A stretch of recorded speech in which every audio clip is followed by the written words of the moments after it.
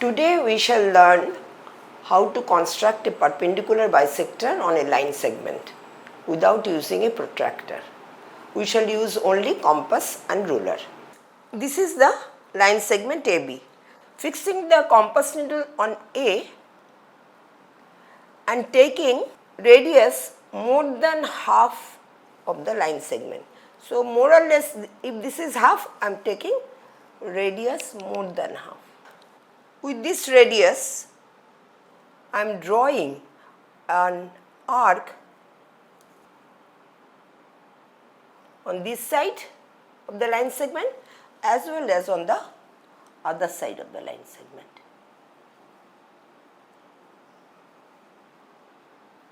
Keeping the radius same and fixing the needle on B, I am drawing another two arcs on both sides of the line segment that intersects the previous arc at C and D. These are the two intersecting arcs on either side of the line segment. One is intersected at C and another point is D, intersecting point. So, now if I join C with D,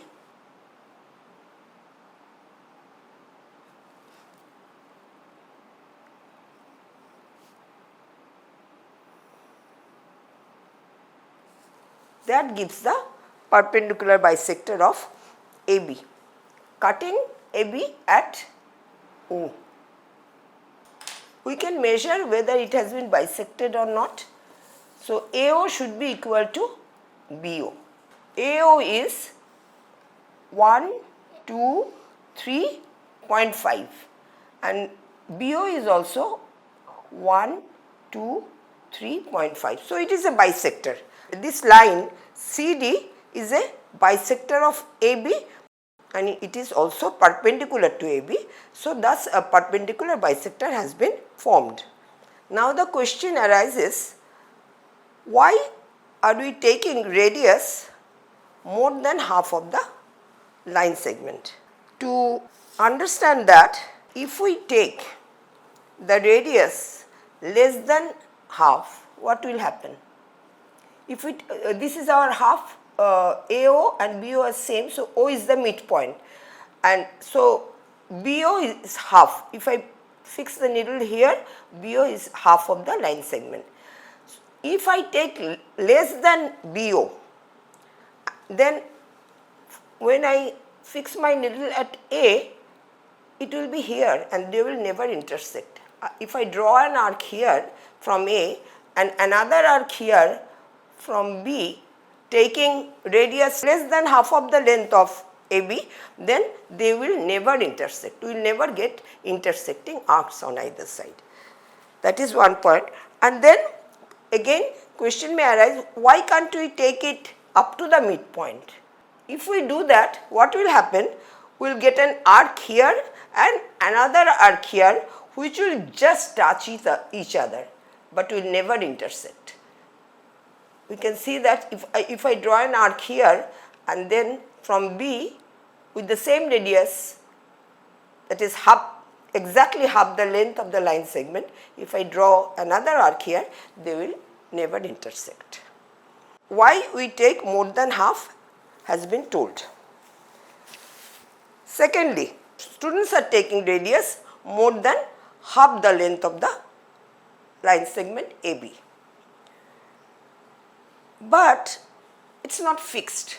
Some student will take from, suppose, from A to this part. This is the radius because it is more than half. Some will take from A up to here, some want further still. But why we are still getting the same perpendicular bisector? What is happening?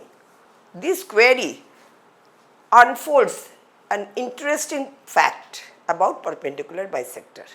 That means those students are taking same length of radius from A and B, but each student is taking a different radius. Still we are getting it getting the same line segment, because perpendicular bisector has its unique position for one line segment. There cannot be 2 or 3 perpendicular bisector, because it is we are calling it bisector. Bisector should go through the middle. So how is it possible with different radii? Suppose I took a radius,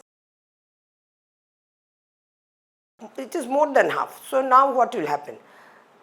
See, the intersecting arc will come above C, of course, but in the same line. On this side also.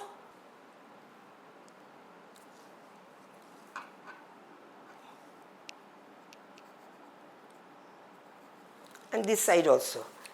One thing is certain, that we have taken the same radius, same distance from A and B.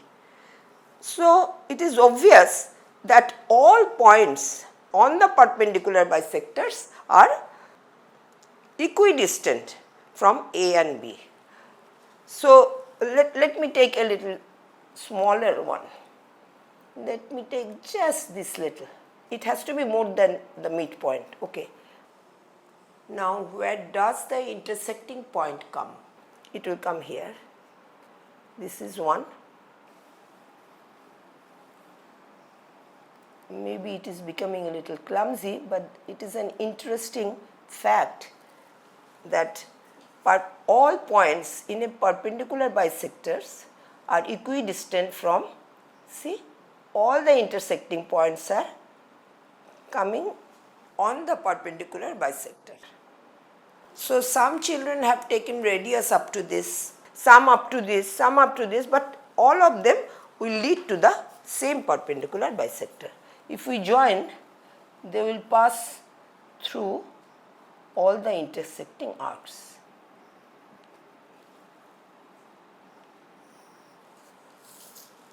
Even with different radii, we are getting the same perpendicular bisector, because all points in a perpendicular bisector are equidistant from A and B. Now how to prove that this is a perpendicular bisector? We have to prove that this is a perpendicular also, this has bisected also this line segment AB. Let us take this point, let us call it E and F. Let us join A with F and another B with F. And above the line segment, I am joining A with E, A with E and E with B. So we are getting two big triangles EAF. This is one triangle, and EBF, this is another triangle. And in these two triangles, line segment AE is equal to BE. Why? We have taken the same radius. Same with AF and BF. With the same radius, we have drawn this arc from A, and from B drawn this arc which has intersected each other. So this line segment BF is equal to AF. And what about EF? This is the common line segment between the two triangles. So by SSS rule, side, side and side rule, both these are congruent triangles. And we know in congruent triangles, all the corresponding sides and the corresponding angles are same. So AEO is same as BEO.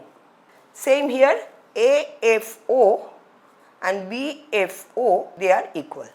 Now let us concentrate on these two triangles, the smaller triangles, AEO and BEO. Between these two triangles, now we know that AE is equal to BE, EO is the common side, and AEO and BEO, they are equal. That is, by SAS, side angle side property, both these triangles are congruent.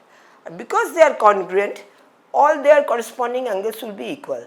So this angle is equal to this angle, and side AO is equal to side BO. That means AO and BO are same, means we have gone through the midpoint. The perpendicular bisector has bisected into two equal parts. And what about these angles? These two are adjacent angles lying on a straight line, and they are also equal. So two adjacent equal angles lying on a straight line, they make together 180 degree. That means each one is 90 degree, because this angle is equal to this angle. So this is 90 degree and this one is 90 degree as well. That means this is a perpendicular, and we proved that this is not only a perpendicular but has bisected the line segment AB.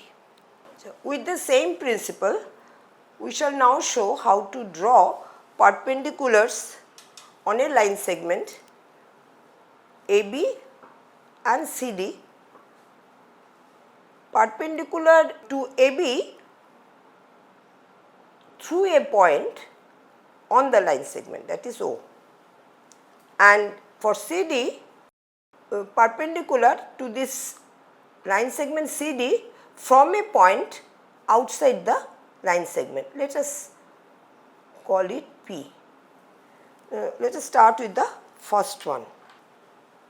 So with O as center and any suitable radius, we are drawing an arc that will cut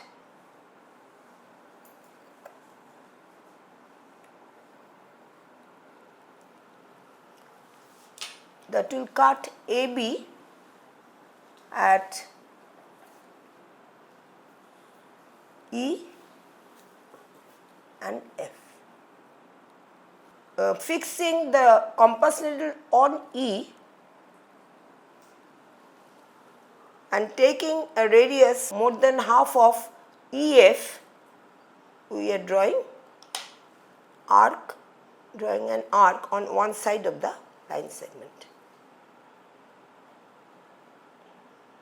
This is an arc, and with the same radius from F, fixing the needle on F, drawing another arc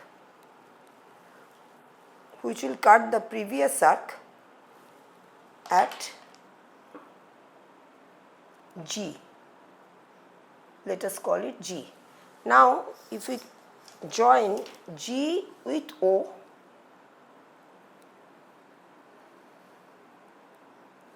so GO is perpendicular to AB. And if we notice, we have used the same principle. We have drawn an arc here to cut out the segment EF, and then what we have drawn is a perpendicular that has bisected this line segment EF, not AB. So GO is a perpendicular on line segment AB. Now the second one is, the point is outside the line segment. From there we have to draw a perpendicular on CD. So again, fixing the point at P, I am drawing an arc that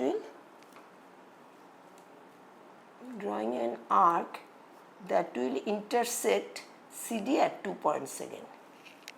So let us call those 2 points M and N, and we have to draw the perpendicular from P on line segment CD given. Keeping the needle fixed on M and radius more than half of MN, we draw an arc on this side. Why not that side? Because the point is already there. So we don't need any intersecting point on that side. So here is one arc, and with the same radius and fixing the needle at N, we are drawing another arc which intersects the previous arc, let us say at Q.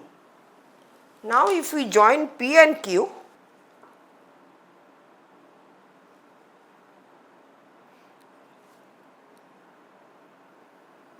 this line is a perpendicular from P on CD. It is drawn in the same principle as the perpendicular bisector. Actually, if we consider this line MN, this line has bisected this line segment MN as well as it is perpendicular to MN, that is perpendicular to line segment CD that is given.